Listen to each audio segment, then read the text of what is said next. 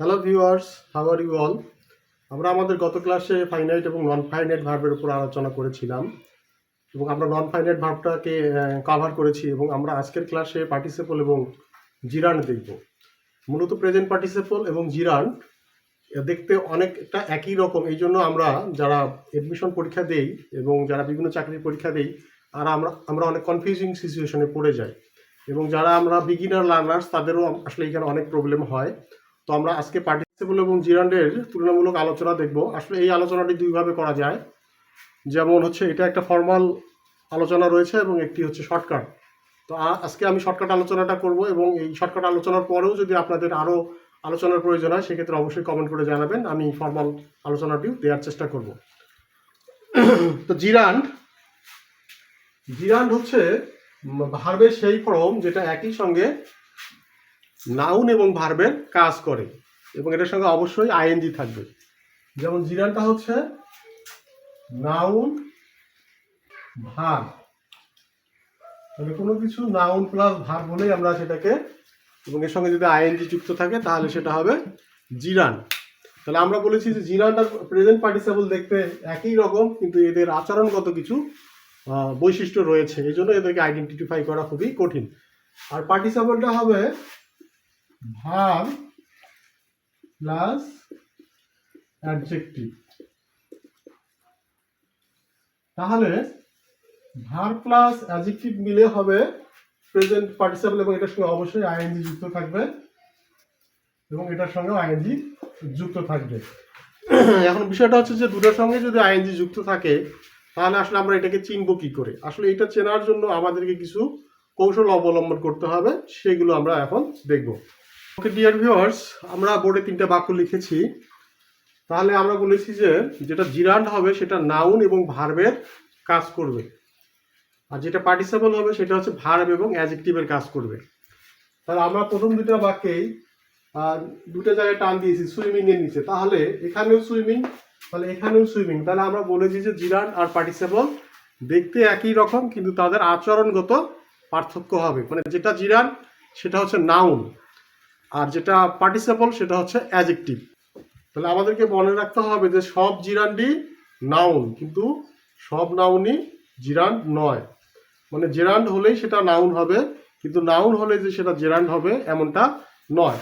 তাহলে আমরা যদি একটু বোর্ডে দেখি, এখানে বলছি swimming is a good exercise, আর বলা হয়েছে যে I saw a boy swimming in the pond.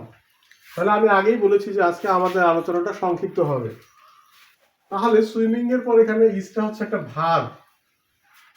তাহলে আমরা বলেছি যে, আর আমাদেরকে একটা জিনিস অবশ্যই মাথায় রাখতে হবে যে একটা নাউন একটা বাক্যের 9টি জায়গায় বসে, তার প্রথম যে বসবার জায়গাটি হলো সেটি হচ্ছে ভার্বের সাবজেক্ট হিসেবে বসে। তাহলে এখানে ভার্ব হচ্ছে ইজ এবং ইজের সাবজেক্ট হিসেবে কি বসেছে? সুইম,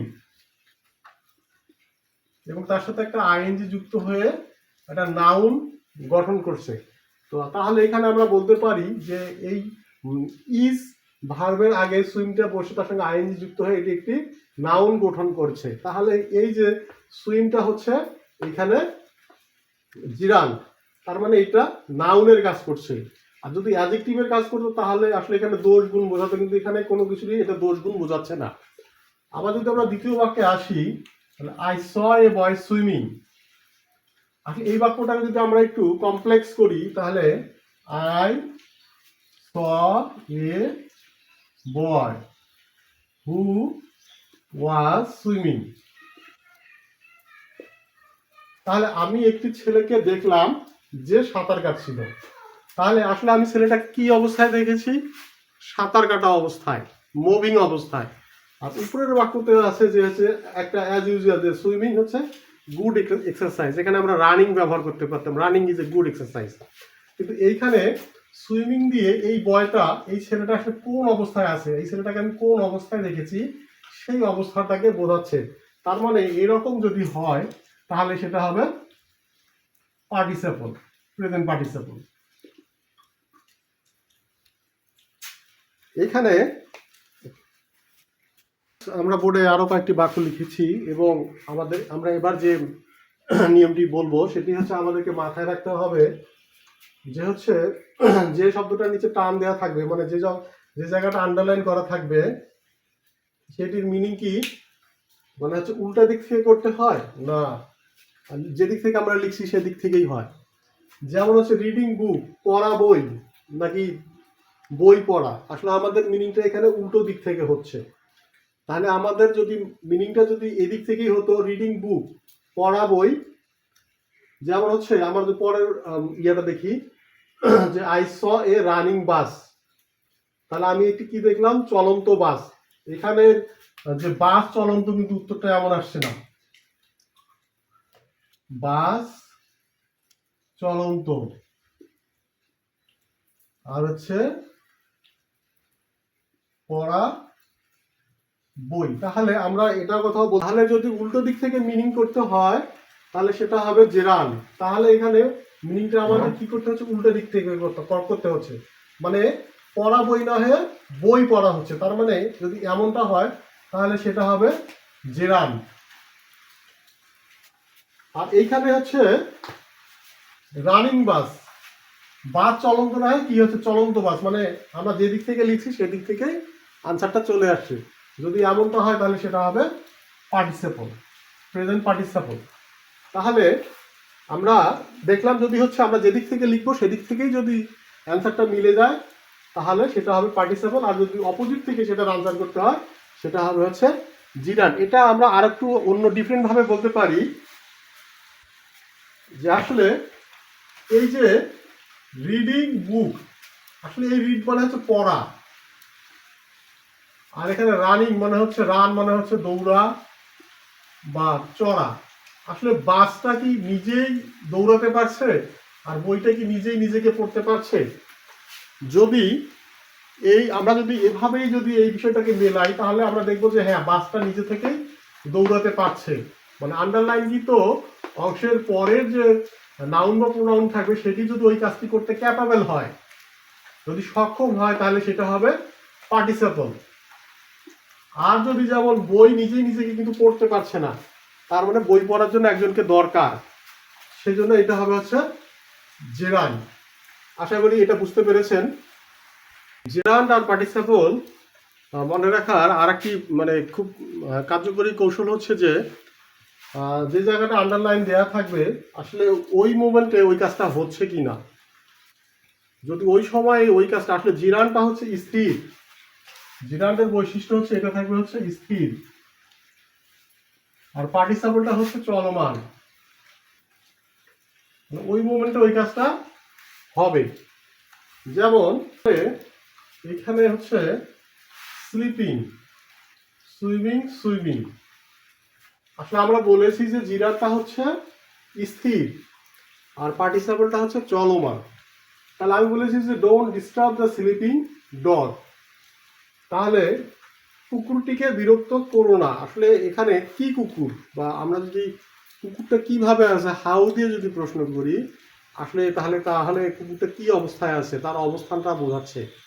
তার মানে হচ্ছে এখানে এই স্লিপিংটা ডগটা কুকুরটা সম্বন্ধে অতিরিক্ত তথ্য দিচ্ছে যে কুকুরটা ঘুমন্ত অবস্থায় আছে, এবং ওই মোমেন্টে আমরা যখন কথা বলছি অ্যাট দ্যাট টাইম সেই সময় কুকুরটা কি করছে, সেই সময় কিন্তু কুকুরটা ঘুমাচ্ছে। তার মানে সেটা একটা কাজ এবং সেটা চলমান প্রসেস। তার মানে এই যে এখানে স্লিপিংটা হচ্ছে একটা চলমান প্রসেস, এই জন্য এটা হচ্ছে প্রেজেন্ট পার্টিসিপল। আর এইখানে স্লিপিং, এইখানে হচ্ছে স্লিপিংটা হচ্ছে ভার্বের আগে বসেছে এবং এটা হচ্ছে একটা নাউন, এবং এই মোমেন্টে কিন্তু কেউ এই কাজটা করছে না। স্লিপিং মানে ঘুম ইজ গুড ফর হেলথ, মানে ঘুম স্বাস্থ্যের জন্য ভালো, কিন্তু আসলে এই সময় কেউ যে ঘুমাচ্ছে বা কোনো পার্সন বা কোনো এনিমেল সেটা কিন্তু এখানে বলা হচ্ছে না। এখানে অ্যাজ ইউজুয়ালি বলা হচ্ছে ঘুমটা হচ্ছে স্বাস্থ্যের জন্য উপকারী। এবং আর একটি কথা হচ্ছে সাধারণত জিরানটা ইট দিয়ে রিপ্লেস হয়।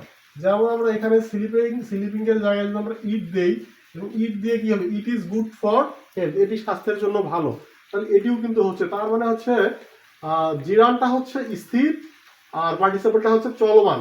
এটাকে বোঝার আর একটা উপায় হচ্ছে যে আমরা যদি এই আন্ডারলাইনযুক্ত অংশের পরের অংশ সহজে যদি আমরা উল্টাই, মানে এটাকে যদি আমরা উল্টাই তাহলে কি হবে, তাহলে দি dog is oblique was sleeping. তার মানে এটা একটা অর্থ দিচ্ছে। যদি এরকম অর্থ দেয় উল্টানোর পর তাহলে সেটা অবশ্যই পার্টিসিপল হবে। আর যদি উল্টানোর যদি পর যদি কোনো অর্থ না দেয়, যেমন এখানে আমি লিখছি I saw A swimming pool, তাহলে I saw A swimming pool. আসলে এটাকে যদি আমরা এই সুইমিং পুল, এই পুলটাকে যদি উল্টাই তাহলে কি হবে? এ পুল ইজ সুইমিং। আসলে একটা পুল কখনোই সুইম করতে পারে না। তার মানে আমরা দেখলাম যে হচ্ছে এটা পার্টিসিপলটা হচ্ছে চলমান আর জিরানটা হবে স্থির।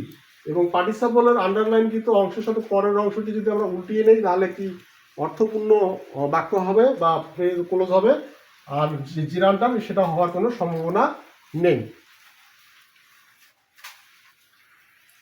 তাহলে আমরা আর দুটি বাক্য লিখেছি, যে হচ্ছে একটা হচ্ছে প্রিপজিশনের পর যদি আইএনজি থাকে তাহলে এখানে প্রিপজিশনটা হচ্ছে বাই, এবং তারপর এখানে কি আছে? আইএনজি আছে।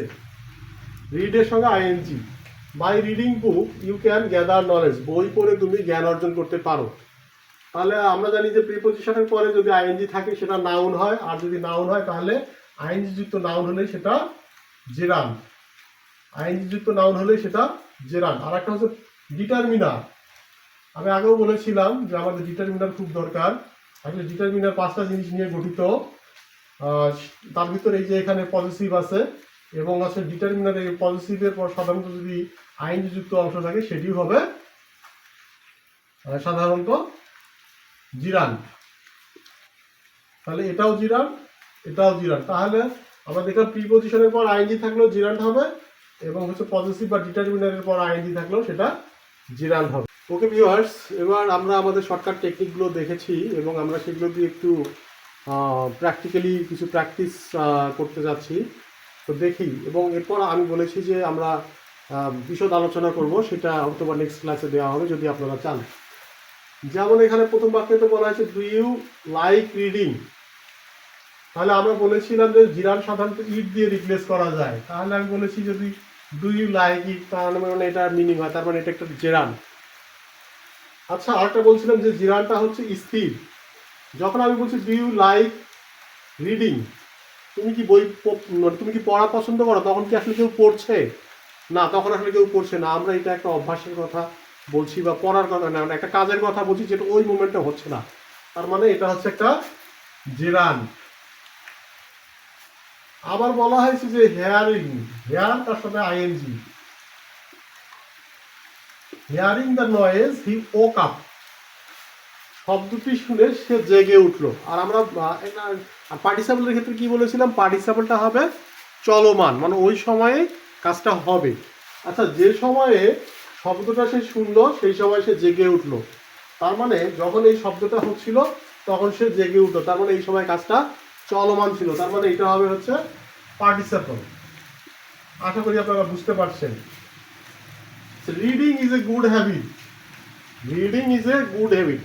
আসলে এখানে বলা হয়েছে ইন জেনারেল রিডিং এর কথা। আমি কিন্তু বলি নাই যে আমি একটা ছেলেকে পড়তে দেখছি বা কেউ একটা বই পড়ছে বা কিছু করছে। আসলে ইন জেনারেল ভাবে বলা হয়েছে যে পড়া একটা ভালো অভ্যাস। তাহলে এখানেও আমরা দেখেছি যে এই মুহূর্তে কাজটা হচ্ছে না এবং এটাও ইট দিয়ে রিপ্লেস হয়। আবার বলা হয়েছে যে telling lines is a bad habit. তখন আমি বলছি টেলিং লাইস, এই মোমেন্টে কি কেউ মিথ্যা বলছে? আসলে এই মোমেন্টে কেউ মিথ্যা বলছে না। আমরা হয়তো কাউকে অ্যাডভাইস দিচ্ছি যে telling lines is a great sin, telling lines is a bad habit. তার মানে এই মুহূর্তেও কাজটা চলছে না, তার মানে এটি স্থির অবস্থায় আছে। তার মানে এটাও একটা gerund. He is fond of travelling. আমরা একটু আগেই দেখলাম প্রিপজিশনের পর যদি কোনো আইএনজি যুক্ত অংশ থাকে সেই আইএনজি যুক্ত অংশটি অবশ্যই জেরান হবে। তার মানে এটা জেরান। আর এই বাক্যটি আমরা সবাই জানি যে a rolling stone gathers no moss. তাহলে এখন আমরা বলছিলাম যে এটাকে উল্টানো যদি যায়, এখন এই যে স্টোনটা এ কি নিজে, এটা হচ্ছে ঘুরন্ত বা ঘূর্ণয়মান।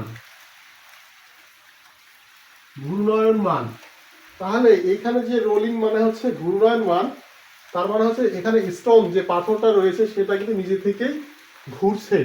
আবার যদি বলি এ স্টোন ফর থ্রোয়িং, তাহলে একটি পাথর কিসের জন্য? নিক্ষেপ করার জন্য। যদি এখানে এটা হয় তাহলে এই পাথরটাকে নিক্ষেপ করার জন্য একজন ব্যক্তির দরকার রয়েছে, কিন্তু এখানে এই স্টোন যে ঘুরছে তাকে ঘোরানোর জন্য কিন্তু কোনো কিছুরই দরকার হচ্ছে না, মানে সেটা নিজে থেকেই চলমান। তার মানে এই যে এই চলমান এই গতি বোঝাতেই হচ্ছে পার্টিসিপল, তার মানে এটা হচ্ছে প্রেজেন্ট পার্টিসিপল, এর সঙ্গে আইএনজি যুক্ত আছে। তাহলে আর এখানে যে স্টোন ফর থ্রোয়িং, এখানে এটা একটা পাথর নিক্ষেপ করার জন্য, তার মানে এই পাথরটাকে যদি আমরা নিক্ষেপ করতে যাই তাহলে অবশ্যই একজন ব্যক্তির দরকার আছে। এগুলো ছিল আসলে টেকনিক দিয়ে পার্টিসিপল এবং জিরান্ড পড়ানো। আসলে নাউনের যে একটা বাক্যের 9টা অবস্থান, সেই 9টা অবস্থান জেনে এবং ডিটারমিনার্স এগুলো দিয়ে আসলে সাধারণত পার্টিসিপল জিরান্ড পড়ানো হয়। যদি আপনাদের সেই মানে বিস্তারিত আলোচনার প্রয়োজন হয় আপনারা অবশ্যই বলবেন, এবং আমি সেই ক্লাসটাও নেওয়ার চেষ্টা করব। এবং সেই পর্যন্ত সবাই ভালো থাকবেন এবং আমার চ্যানেলটি একটু ঘুরে আসবেন। ধন্যবাদ।